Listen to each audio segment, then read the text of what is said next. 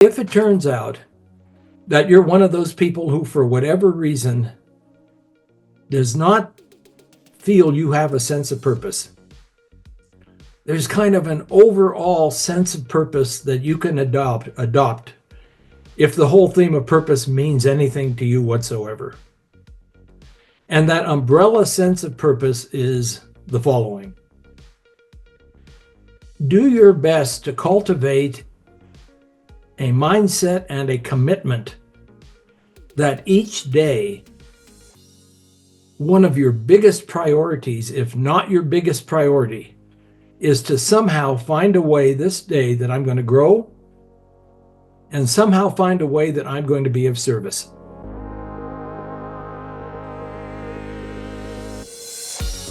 Welcome to another Finishing Strong podcast. If you haven't joined us before, Finishing Strong is dedicated to helping people transition from working full-time to something else and to integrate their faith with their new purpose. I'm excited to be joined today by Ron Pevny. Ron has a passion and gift for helping individuals and organizations in transition. Ron brings to his work a wealth of experience, knowledge, processes, and practices, but knows that ultimately it is the open heart that generates vision and healing. Ron is in his mid-70s and just recently published an updated version of his book, Conscious Living, Conscious Aging. 7 years ago, he created the Center for Conscious Eldering, through which he offers conscious eldering retreats and introductory workshops at these incredibly beautiful retreat centers across North America. Ron is truly someone who is finishing strong. Please join me in welcoming Ron to this Finishing Strong podcast.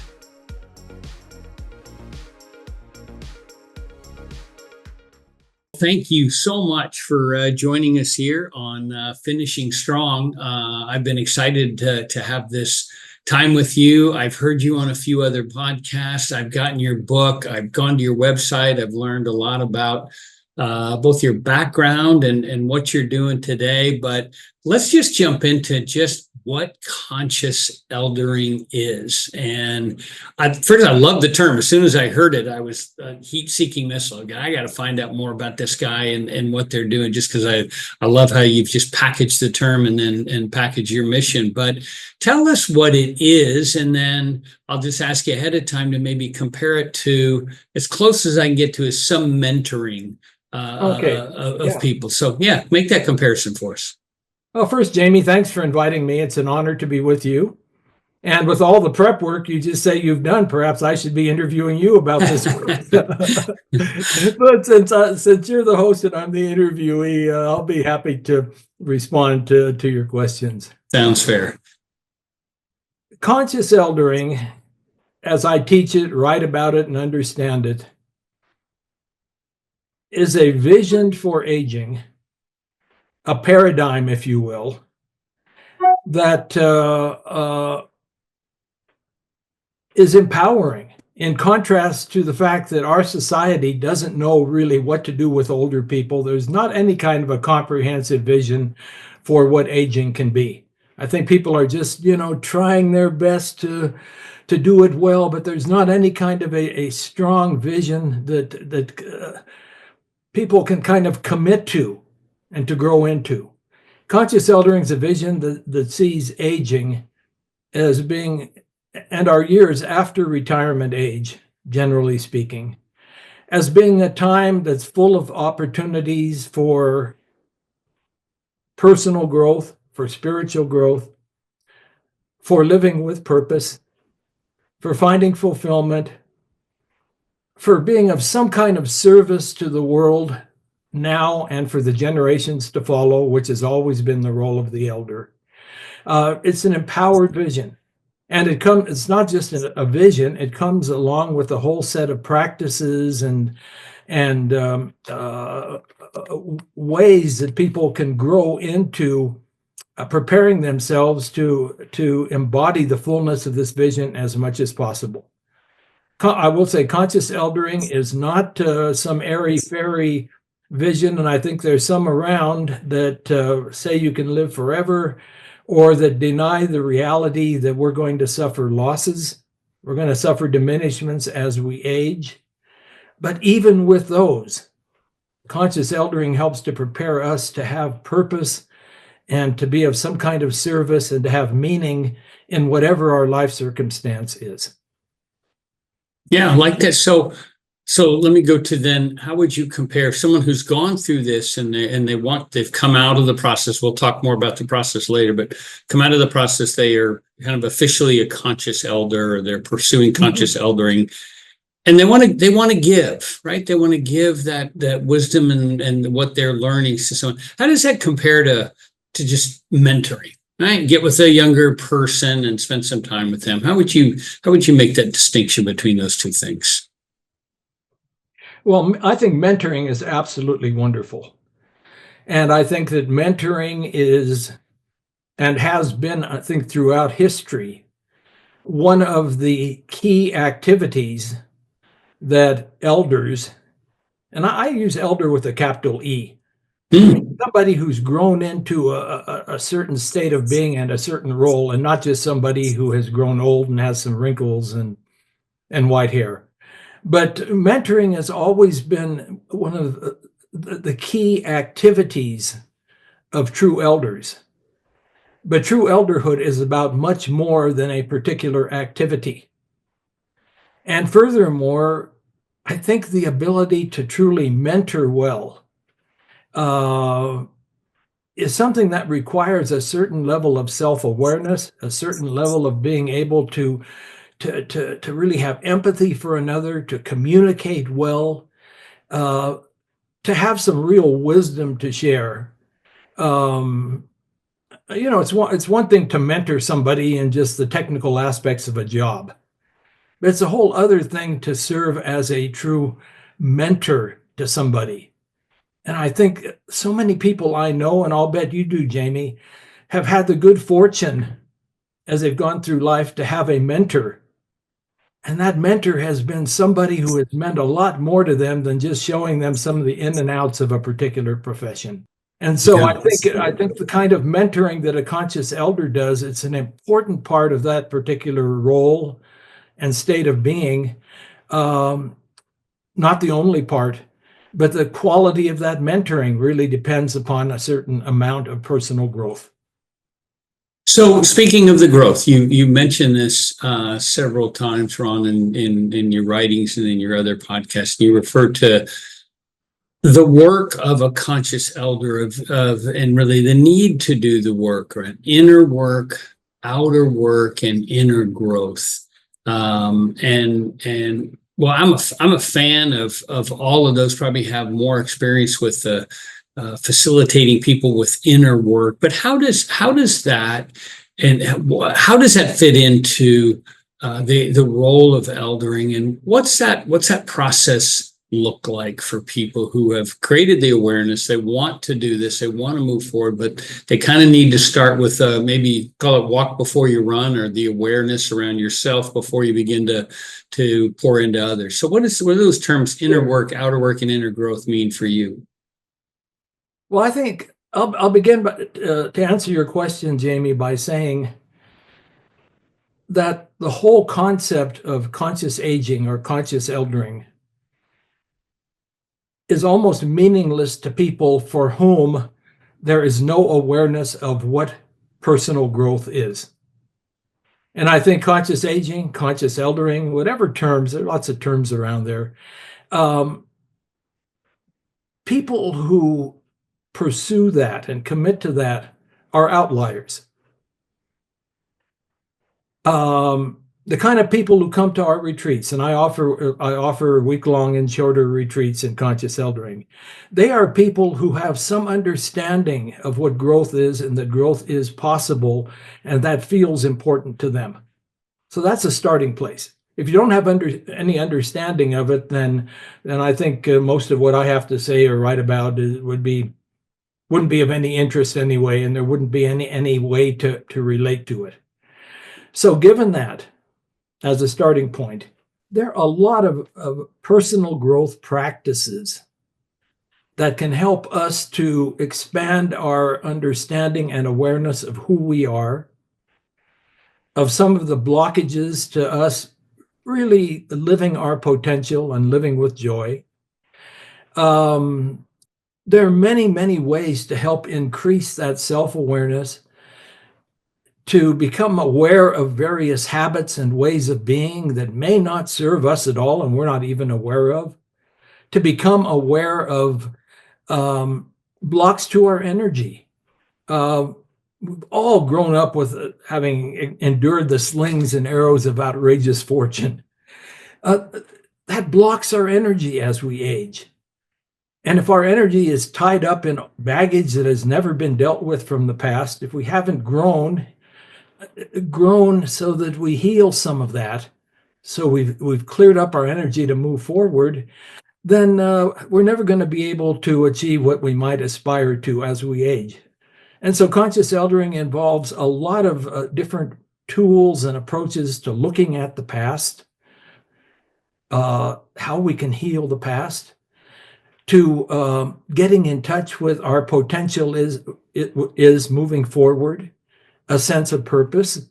And that's growth. If you don't have a sense of purpose, and then to all of a sudden be able to become aware of and start moving toward living that sense of purpose, then you're not growing.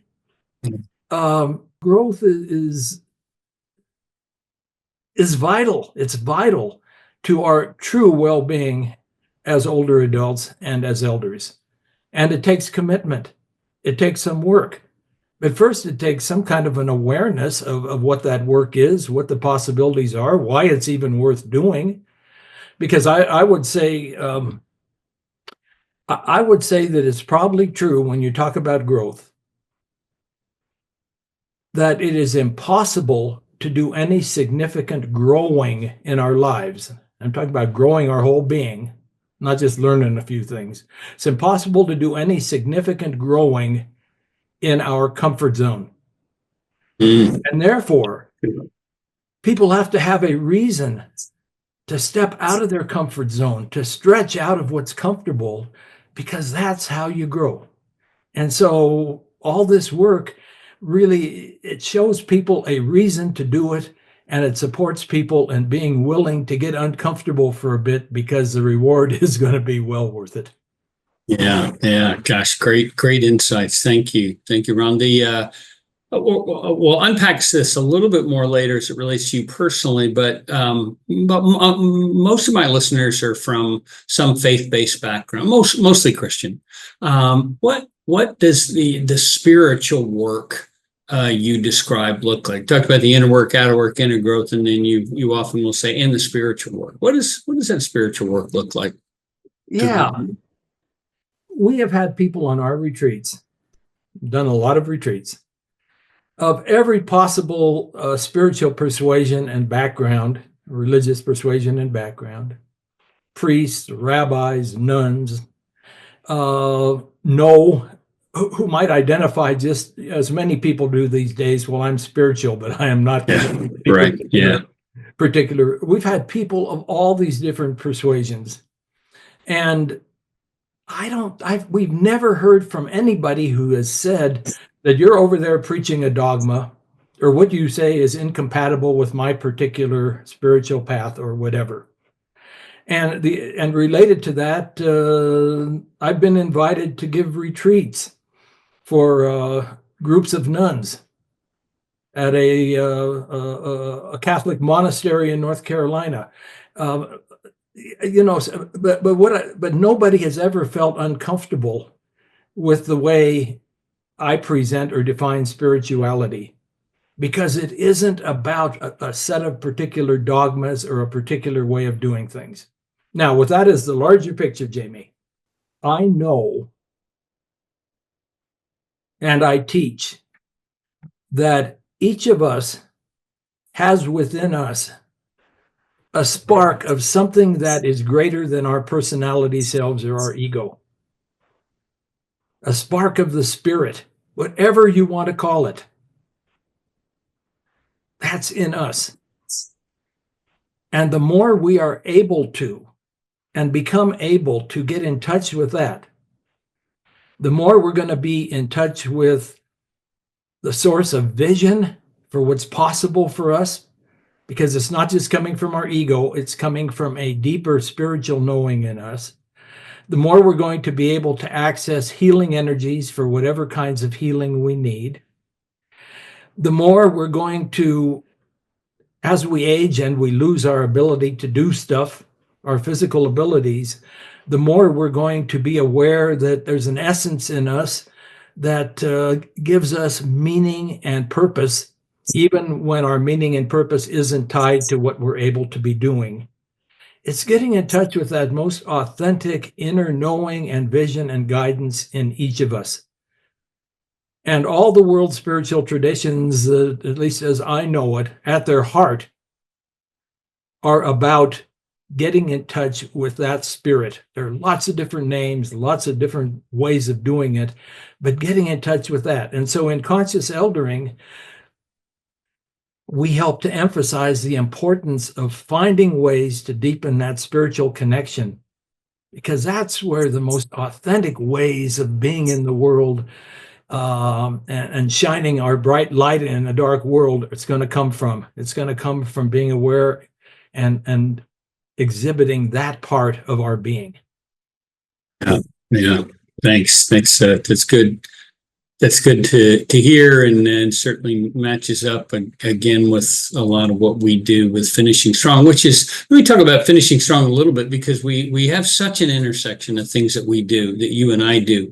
In our retreat, which is a one-day retreat that we do, workshop, whatever we want to call it. I focus on 5 pillars. Financial, which really I don't focus on a lot. I just address a little bit because there's great experts out there who do that. And most people are pretty well educated in the financial side of their retirement before they intersect with me. So that's one. Talk about health, both physical and mental. Talk about the spiritual pillar, very similar to what you talked about. Relational, the importance is such great importance of our developing deep relationships or investing in those relationships as we age. And then Yes. living with purpose is my last pillar. We kind of conclude with that. And I spend a lot of time, probably just from my day-to-day time, trying to understand and apply the best things I can do physically to age well. You've really focused, to me, it seems like a lot on the emotional and the purposeful development of aging. Can you give us some examples of people who you've watched, who you've walked with, who have transitioned well from purposeless living in retirement to having the awareness and then making the conscious decision for conscious aging, conscious purpose, conscious eldering? Mm-hmm. Well, Jamie,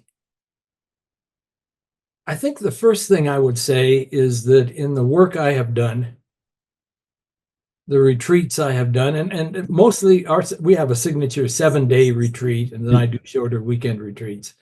That takes some real commitment of time, of energy, of resources to do something like that. And so we don't get people on these retreats who have never done any kind of inner work, who have never focused on their aging at all, who have never thought about purpose at all. And then they come on a retreat and voila, I wave the magic wand and all of a sudden they go out there filled with purpose. So we get people who maybe are not aware of what their sense of purpose is at this particular point, but they're aware of the vital importance of purpose, about that whole theme. And then they come on a retreat, they do some inner work, perhaps they read my book or some of the other good books out there. And since they're committed to finding purpose, they look for it. And then from that point, they find that they're able to actually to have some wonderful, purposeful, meaningful way to channel their energies. So many people, though, have come on our retreats and they've said something like, I had a clearer sense of purpose when I was in my career. Yeah. Now I've lost the career and I feel lost and I don't know how to find the purpose.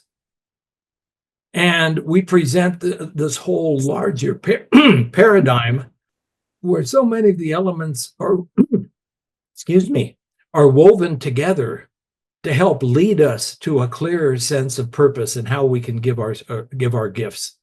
And so it's not just a topic that lives all by itself. It really is part of almost like a whole worldview and a whole commitment to growth.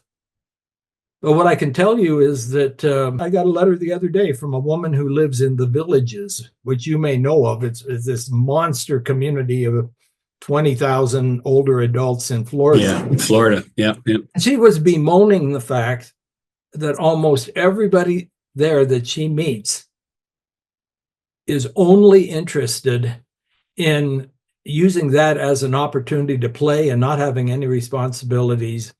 And she says she can't find people there who have any commitment to purpose. And I hope that my work and your work and that of other people is helping to maybe change that paradigm a little bit. And what I can say is that so very often, the way we define ourselves and our particular role in life helps to shape where we place our energy, what's important to us. And in our modern world, we have largely lost any honoring and recognition of the role of elder. We don't know what to do with older adults.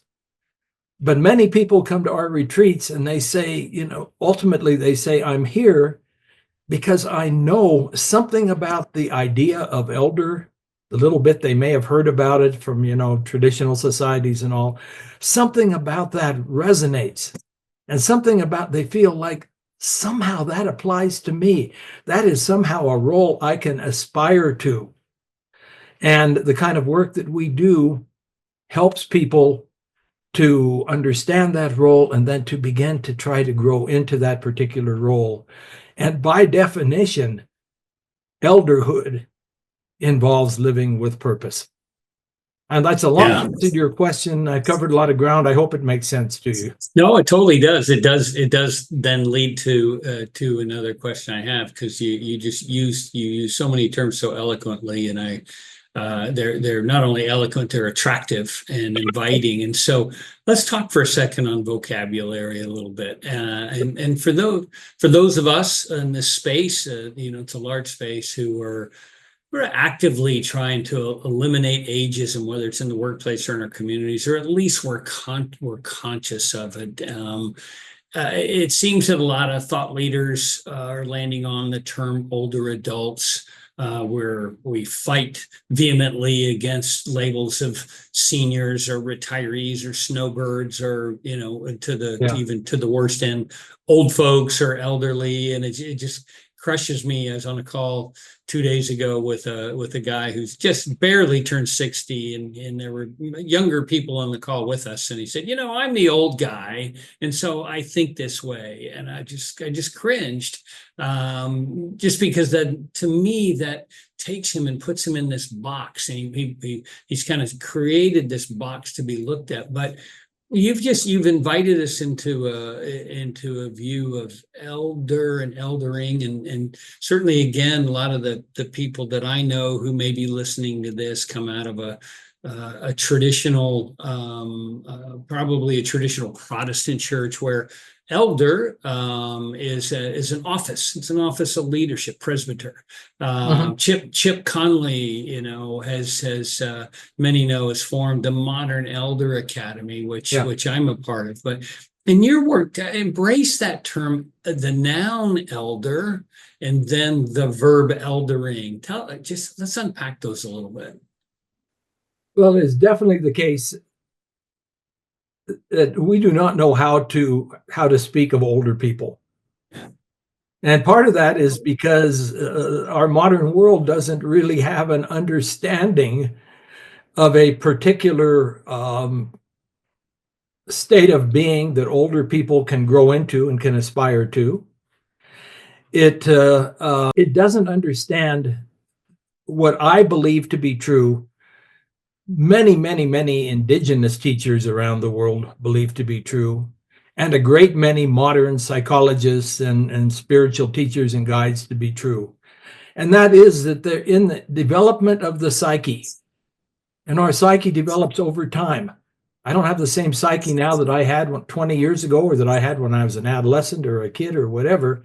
In the development of the psyche, there are stages, and we grow from one stage into another. And of course, we bring some of the previous stages with us, but it is a unique stage that requires leaving behind some of who we have been so we can fully move into the new stage. We do not have an understanding or appreciation of the life stage of elderhood in our modern society. And that's where a lot of the struggle comes with. Elder is a life stage, but not everybody. In fact, the minority of people, I think, ever really grow into it, even though some people might touch it a little bit. If it's a life stage, then to be able to identify ourselves, to feel like I am an elder, and I am growing into this stage, and I am trying to live in the way that elders, it's almost archetypally, have always lived, because that's a role and a stage of growth, then the term elder is a term to be honored. Now, one term I would eliminate, Jamie, if I had the power, when I become king someday, I'm going to eliminate the word elderly from the English language. Man. Elderly has all these connotations, of weakness, vulnerability, of nothing to contribute. I'd get rid of that term. Some of those other terms, for people who can't relate to elder at all, as I understand it, terms like senior or older adult, that's fine. But I think more and more the term elder, I see more and more places where that term is being used as a sign of respect. And I think it ought to, and I think conscious eldering is a whole process that can, based on what we know about how throughout history people have brought forth this inner elder that wants to emerge at a certain time in life, we try to offer people a path forward to help grow at least somewhat, bring forth those particular qualities, and live as an elder and be proud of that fact. Yeah, thanks. And I appreciate the work that you do around that, and both you and Chip Connolly. And I think he's brought a respect to that term and modern elder and kind of bringing it forward. And his kind of started more in a midlife transition, but the more they grow and more their people age, that they have a really good focus on sort of redefining retirement and reimagining retirement and doing a really good work in that as well. But go to that piece of we enter into this season, and I do love that distinction. Just because we age doesn't mean we transition to a conscious elder and take on that role. We just get older. We know we're going to get older. What do we do with that? So talk about that. And if you don't kind of spoil it in some way where you don't spoil the excitement of the 7-day retreat, where I'm sure you unpack this in greater detail. But what are some of the rites of passage that you guys promote, if you can share some of those? I mean, I think of the rite of passage of different events as we've taken our kids, boy to man, girl to woman, and things that we've maybe taken our kids off to the side and done a weekend or something like that. And there's different events for those. What does it look like in the rite of passage from an aging individual to someone going through the rite of passage into becoming a conscious elder? Mm-hmm. Societies around the world forever who understood the process of human growth and who were not totally secular, who were somehow in touch with spirit because they saw spirit operating through the process of human growth. They've always had meaningful rites of passage, young people into adulthood, passages to mark certain significant changes in life, including some midlife. There haven't been a whole lot of clear rites of passage that I've been able to find, or others have been able to find, from midlife into elderhood. One of the main reasons for that is that societies, when adults were in midlife, societies began to groom and to shape their older adults so that gradually they would develop more and more of these elder qualities till they got to a certain point where they were looked up to, and yes, we are the elders of the people. And so they didn't seem to need a distinct rite of passage as much. But in our particular world, God knows we do need something like that. And there aren't many out there. What we offer, what some others offer, are attempts to try to help people moving toward elderhood to move through the dynamics of transition. And there are certain dynamics of transition that have been embedded in every rite of passage around the world. That's a truly empowering rite of passage.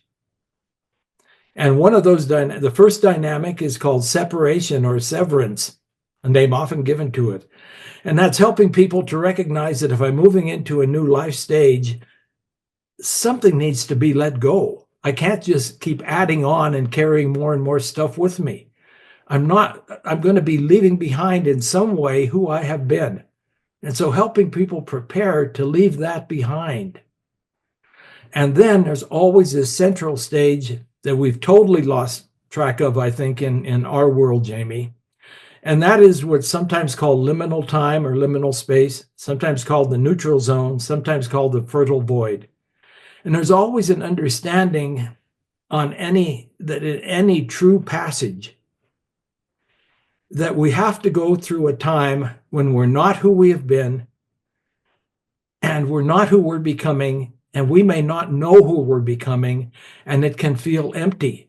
It's really like hibernation, or it's almost like the caterpillar going into the chrysalis there, and it almost just kind of dissolves and waits there, trusting that spirit, however we understand it, has a plan for the next step of our growth if we allow ourselves to open to it. And so the neutral zone and how to navigate that time, which can be difficult and challenging, and we could feel lost, is a critical part of any true passage and any passage ceremony. And then there's always the trust that inevitably a sense of new beginnings is going to start to emerge.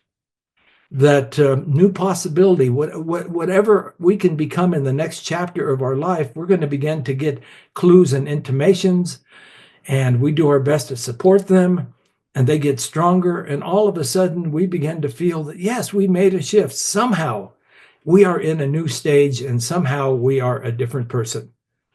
So the retreats that we do in 7 days help to move people through those particular steps, or at least give them awareness of what the dynamics are of each of those stages. We don't pretend that in 7 days you're going to make a complete passage and then we give you an elder badge at the end. But we help people to understand that this is the process. These are the kind of things that you can be doing, maybe concurrently, this step, this and this, all be doing things concurrently so that eventually you do move with these dynamics into the next particular stage. Rites of passage are so critical and so lacking. Yeah. Well, I know in your book you talk about transition. Of course, you're singing the same tune of William Bridges and his famous book Transitions, and I put that on our website as a great reference book. And it is such an important piece of change, is to recognize those stages of transition. So let's for a second talk about your book.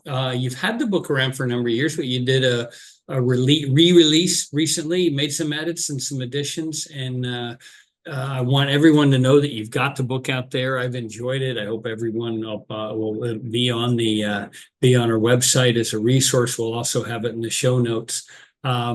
And you say the purpose of the book is this. The book is written for aging people who have a sense, clear or not, of the possibilities for purpose, growth, and service that lie ahead. Tell us how the book will help them navigate this process as you through the book offer strategies, perspectives, practices, and rituals to help guide us. What can they look forward to in the book? Well, I'll tell you a few things about the book. It almost seemed miraculous the way it came into being, Jamie. I had written a lot of articles that various individuals and small websites and small publications had published. And so I felt that I'm pretty good at writing some articles, but I never thought I could write a book. But what gave me the confidence was one day back in, I don't know, 2012 or something like that, I get a call from Beyond Words Publishing, which is in partnership with Simon & Schuster. And they said, we've learned about your work. We believe that this whole topic of conscious aging is starting to emerge as a topic of interest and import. Would you write a book for us? And so there's a miracle right there. When something like that happens, you think, I guess I better write a book. Okay. Now, as I thought about how this book's going to look, oftentimes I thought I cannot do this because I'm not the academic writer that a lot of book writers are.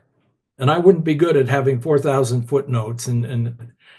But then people began to tell me, as I talked to people about this, they said, Ron, do you know that your writing carries the same energy? You come across in your writing the same way you do when you talk in your retreat. Yeah. And they said, why don't you take what you know and what you share in your retreats, and you've shared many times and you've shared well, why don't you take that and put it into book form and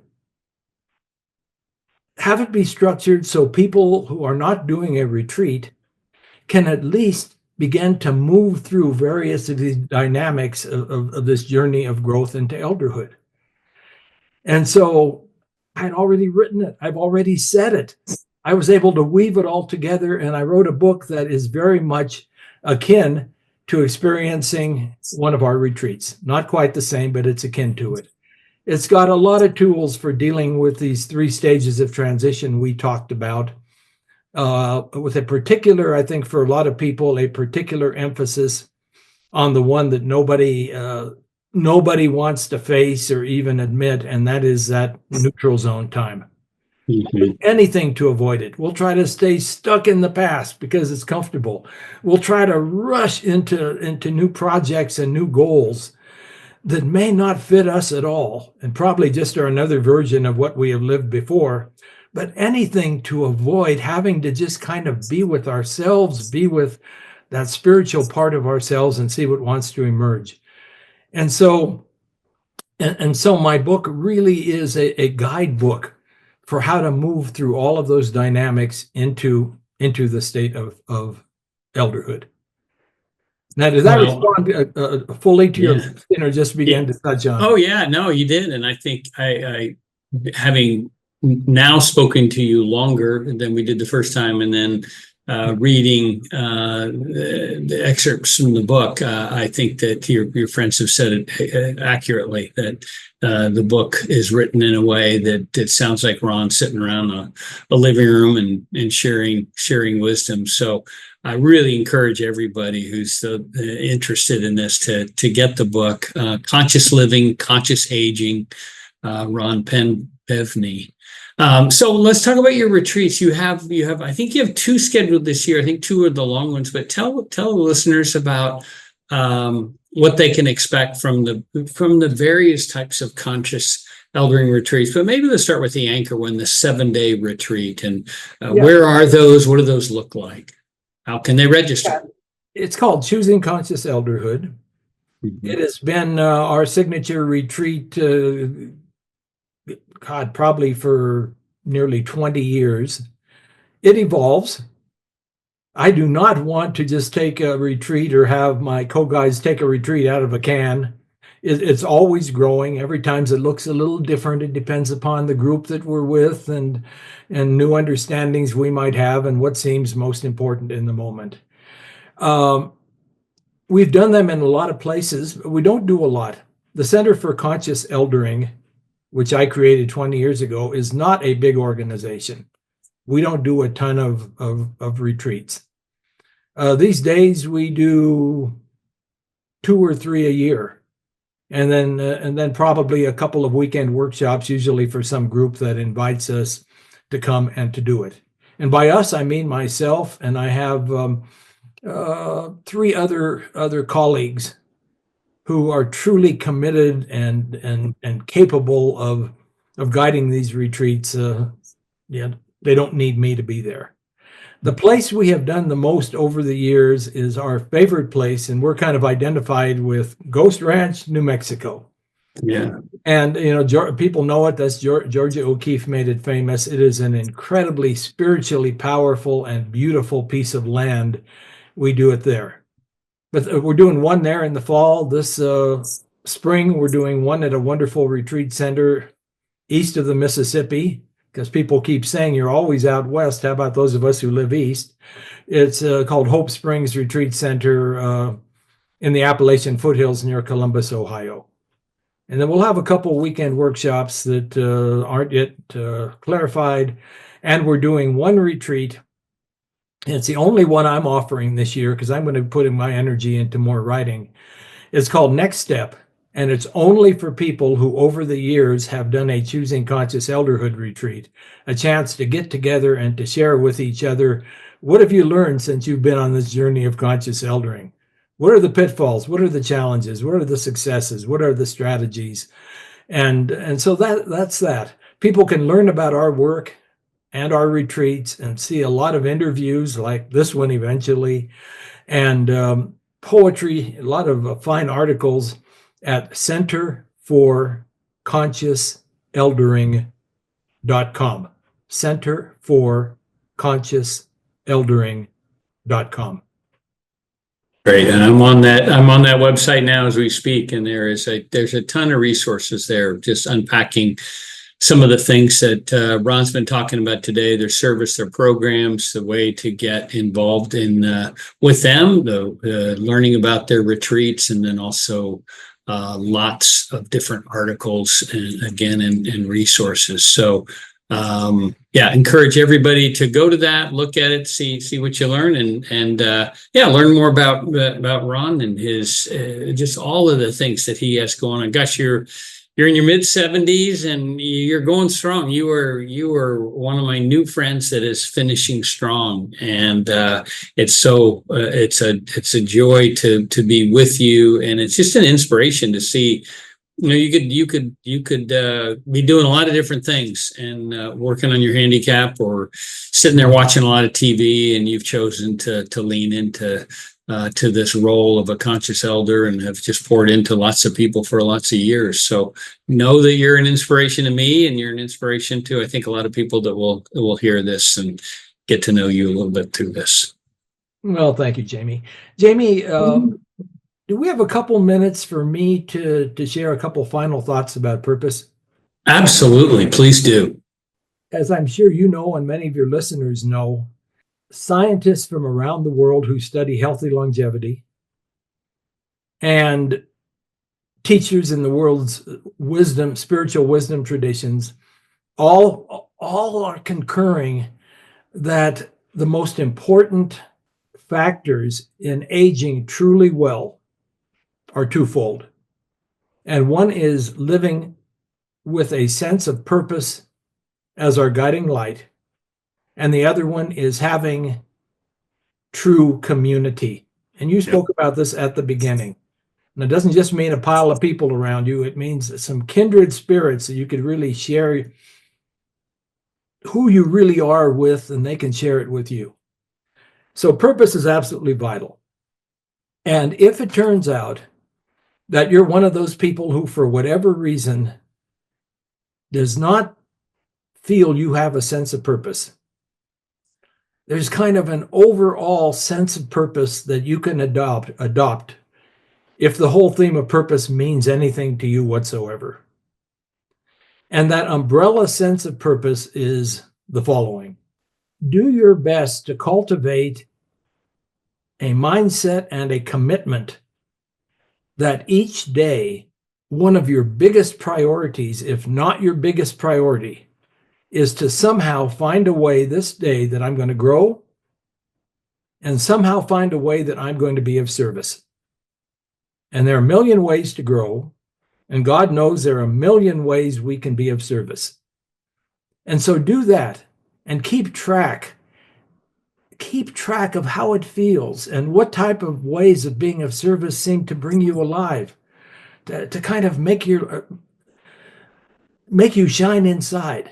And those will be clues. And gradually you may find that you become aware then of a very specific purpose that is kind of your special purpose beyond just general service and growth, your special purpose for being in the world.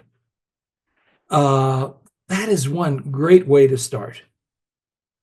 And I've got a quote that I think it's my favorite quote of all time, and I'm using it more and more these days, Jamie. And it comes from the Howard Thurman. And many of your listeners may know that he was one of the great philosophers, theologians, and civil rights activists, a big influence on Martin Luther King Jr., compatriots. And his quote was, "Don't ask what the world needs. Ask what makes you come alive and go do it, because what the world needs is people who have come alive." And so I believe if I had to in one or two sentences to talk about what conscious eldering is, it's a quest to, as we age, discover and live what makes us come truly alive. And I think we know that doesn't mean just temporary highs or temporary pleasures, even though they can feel livening. But I think most of us know, I hope most of your listeners can look back on some times in your life when you were doing something or other, maybe in your work life, maybe not, where you just felt like every part of you, your spirit, your mind, everything was feeling alive. And to work toward getting in touch with that feeling again and finding ways to live that, that's the essence of conscious eldering. And I think, to my mind, the essence of spirituality, which we talked about, true spirituality, is getting in touch more and more with that voice in us that tells us what true aliveness is for us and how we can live that way and how we can direct our energies that way. So that's what I'd like to leave your listeners with. It's the most important, to me, the most important thing I can say about conscious eldering. Well, that is a great wrap up and an inspiring wrap up. So I appreciate you taking the time to do that for us. And just again, thank you so much for spending the time and investing in this new group of people. We will. I'm going to promote and do my best to get to one of your retreats this year, and look forward to getting to know you and your team better and going through the process. So, Ron Pevny, conscious eldering author, speaker, and just all around great guy. Thanks for being with us today. We appreciate it.